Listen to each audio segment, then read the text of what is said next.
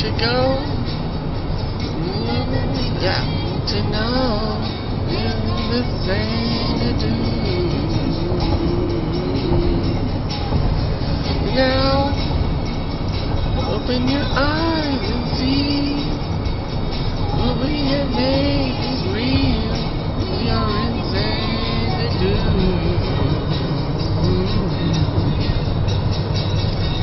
The lights are dancing where you are, the shooting star.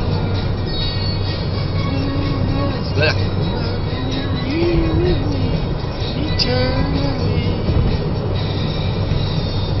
Xanadu, Xanadu,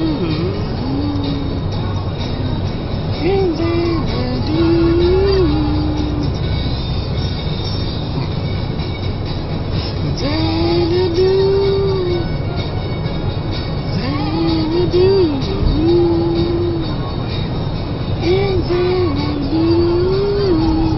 Xanadu,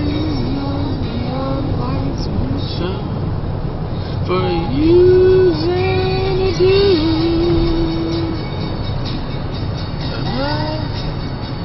The echoes of long ago. You know to know you're in Xanadu. Breathe into the million years, and into all the tears.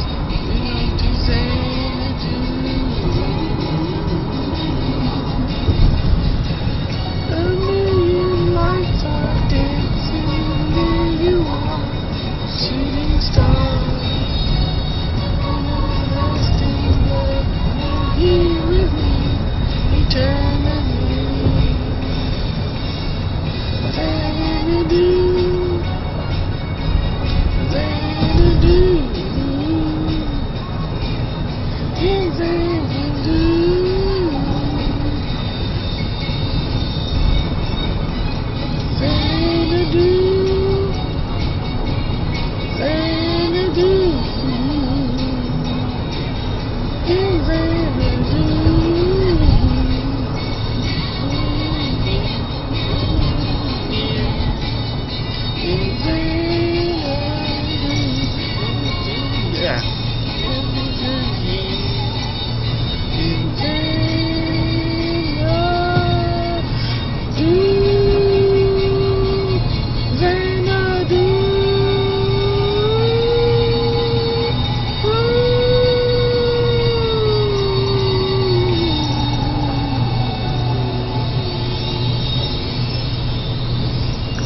Good movie. Actually, I don't really remember the movie, but I just remember that it's a good song. And that song, Xanadu, is also the name of my film company, New Xanadu Films, which is a cross between New Line Cinema and Xanadu. So, I guess you see the concept. And, oh, itchy nose. It's allergy season. Yeah, I started to post something else, and, I kind of got off track. I mean, I started sounding very vengeful in the things I was saying, but I'm not going to post that one. That's just showing kind of my ugly side, which actually is very fine, because I didn't say anything really nasty, but, anyway, you know the phrase, crying over spilt milk, or don't cry over spilt milk. Well, let's just say it was a huge milk truck that went crashed, and a whole lot of milk got spilled, and I have boo-hooed about that enough. And oh dear Lord, traffic jam, great. I just hate traffic jams. I'm approaching a traffic jam here. But anyway, jumping back to talk. Yeah, I'm your host, Al. I'm also a Green Lantern of the Green Lantern Corps, and I'm a struggling filmmaker. And especially for this last year, being involved with a project that didn't quite happen, but hopefully maybe there's still some good that may yet come. I don't know. I've lost a year of my life to that project, and now I'm having to catch back up on my own projects. And Well, there's some good things in the works. That much I know. And ooh, someone just lost a bumper. Ouch. And I'm sorry. I don't know why I'm just so. I guess I have a lot on my mind that's been circling around, so I'm just kind of like really distracted. Excuse me, sleepy. I went to bed kind of early last night, but actually I just wound up, fell across the bed and slept in my clothes. Then I woke up long enough to change and then go back to bed, and then about an hour later woke up again. So, and Lord, I had some weird dreams, which are so strange I'm not going to talk about them for a change. But yeah, there's some good things in the future. I wish they were happening now, because I saw a posting by an associate, and he was saying, his dreams were starting to come true, which, and this is a glimpse of my vengeful side. For a moment, I wanted to puke. I don't wish anybody ill, but at the same time, it's kind of like, dude, we were working together, and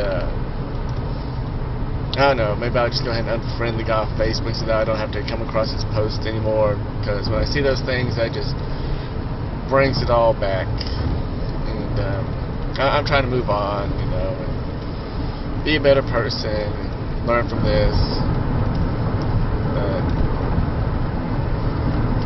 It's like something I read, if you don't feel like you're wanted, walk away. Because they're not going to miss you. All you really do is just hurting yourself. And go out there and find those that do care, and live your dreams. You may have to find new dreams.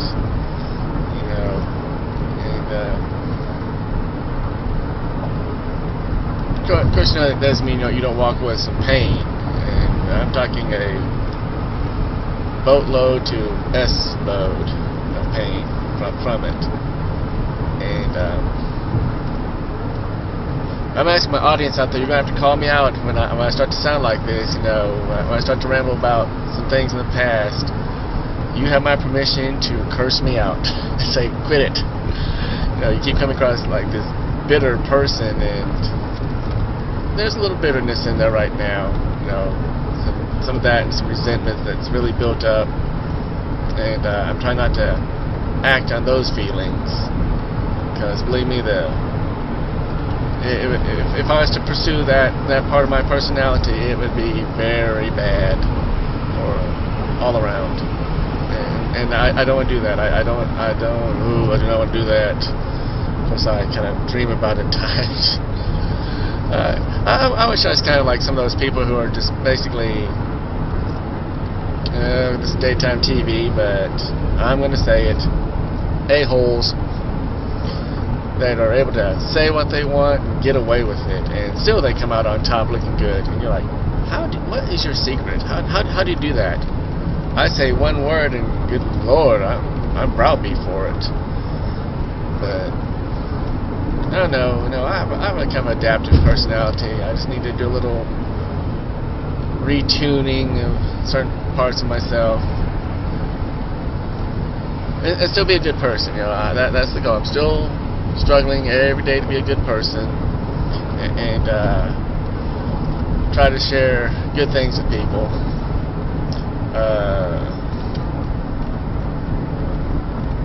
Have I ever told y'all about the time the FBI came to my house, and that's one of those bitter things from it. Long story, very long story short, my religion is Islam. Though I know you're going to think, now you're the most un-Islamic acting person I know. Hey, I'm working on it. But no, one day, this is back in 2002. There was still all the fallout from the 9/11 mess and everything.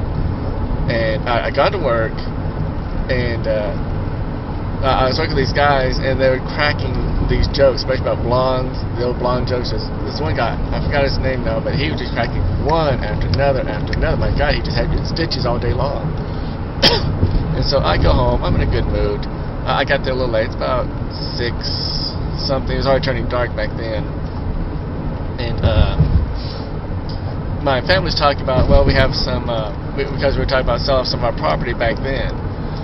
And so said, no, we're going to have some guys come out and do the estimates or whatever. I forget the exact name, what you call it. But they come out, surveyors, that's it. So about 5 minutes later, there's a knock at the door. And I go to the door, and there's these 2 people, and they're saying, first I thought that was for my dad. Actually, I got back up one step. I thought, well, maybe this is the surveyors, but sure was late at night. But they sure was well-dressed, man, woman, suit, tie. And at first I thought that's for my dad. And then I said, well, he's known this, and then that's for my name. I'm like, well, hello, how are you? And they're like, well, hello, I'm so-and-so and so-and-so, and we're with the FBI. Okay, that raised an eyebrow. FBI, okay.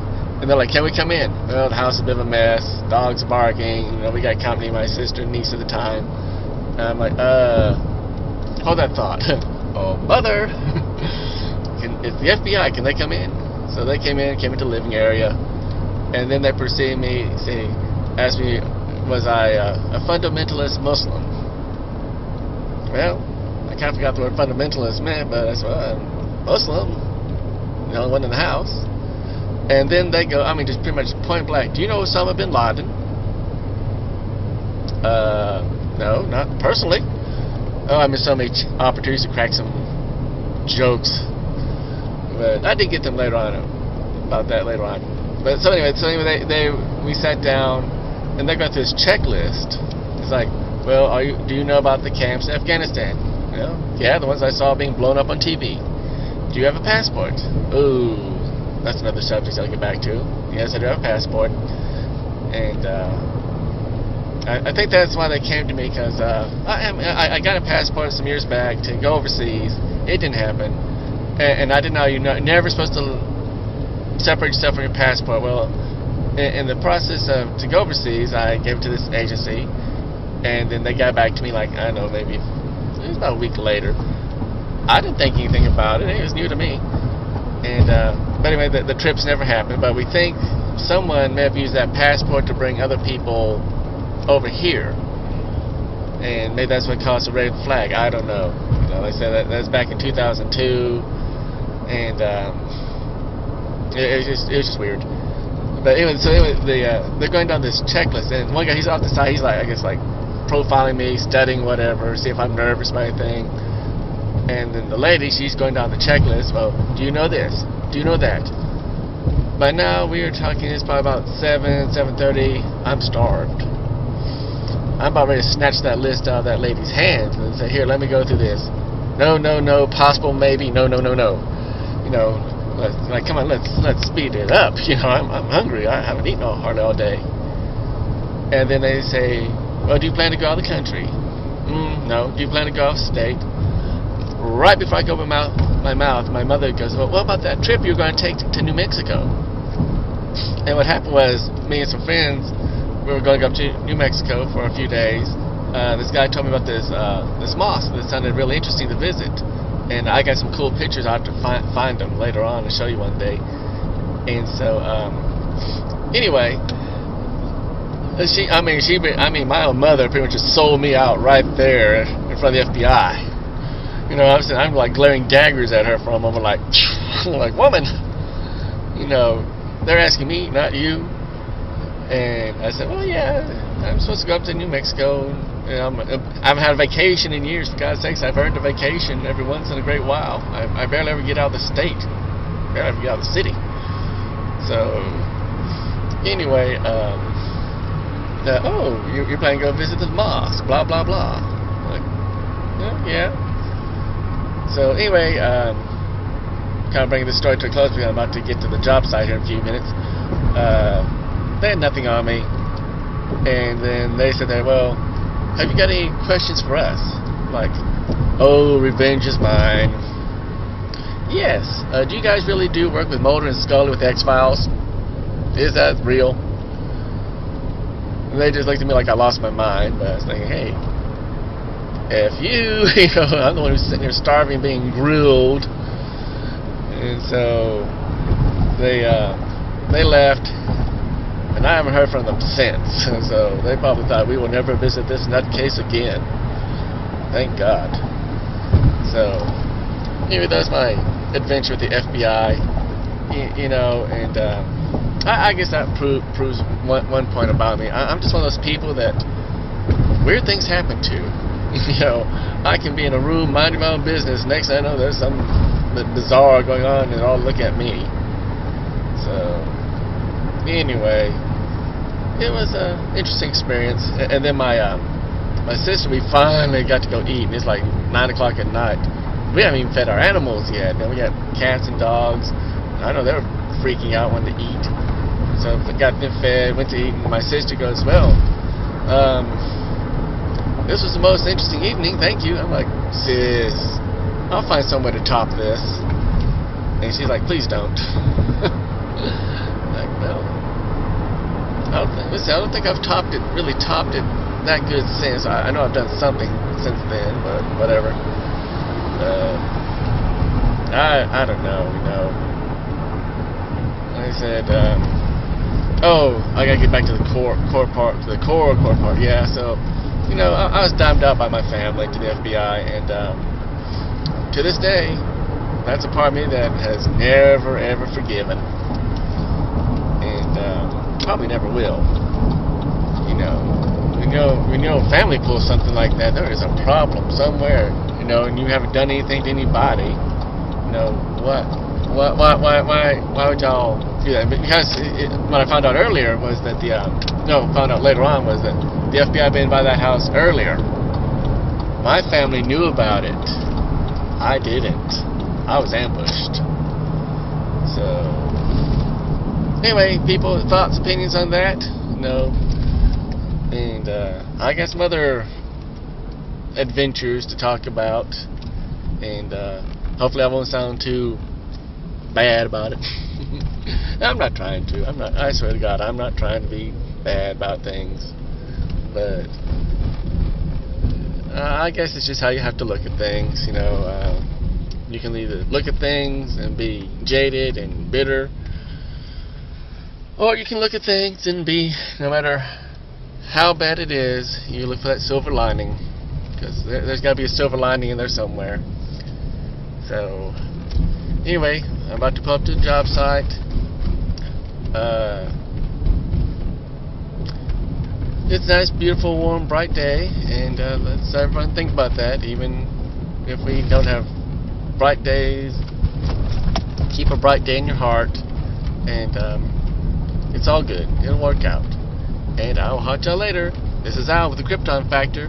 Till later. Peace.